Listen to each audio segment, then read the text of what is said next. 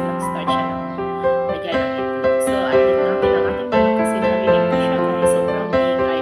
Kakakakakakakak siya ng aga. It's 5:30 AM dito guys. Ang aga niyang nagkakakakakak doon sa backyard. Narinig ko kasi bumaba ako early dahil mag-prepare ako ng mga lunch box ng alaga ko.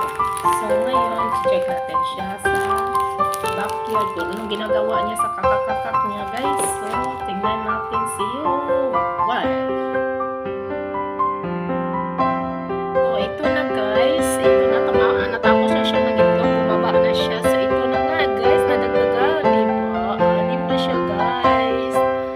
So, everyday siya nagbigay sa atin ng itlog. So, everyday ko kayong i-upload. I-update, sorry.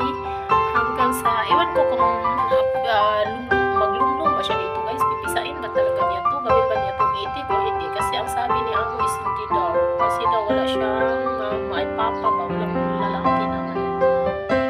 So, ayan yung anin na itlog natin. Update natin sa ating anin na itlog. So, thank you for watching guys. I love you all. Update ko kayo araw-araw.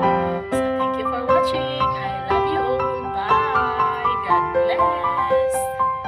Natin siya guys kasi wala na siya pinto ng ingay niya. So, check natin siya sa backyard.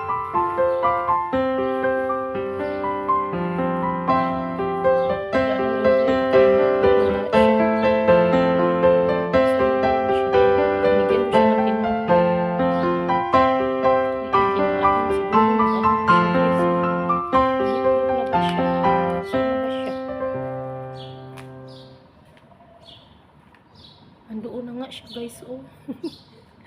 Baka madisturbo siya sa pangitlog niya. Ayan na nga siya, oh. Ayan na guys. Ayan, dahan-dahan lang tayo guys kasi baka lilipad. Ayan, kawawa naman siya, no. Madisturbo yung pagpangitlog niya guys. So, andyan siya. Good morning, titik. Ayan, dyan lang siya guys. It's 6 now. Kasi ano siya, kanina nag 5:30 kakak ng kakakay kaso nag-prepare pa ako sa mga lunch ng mga alaga o break, ano ba, school food.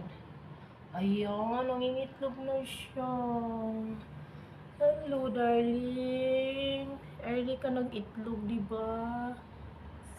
So ayan, ayan guys, check natin mamaya kung nadagdagan na ba sis.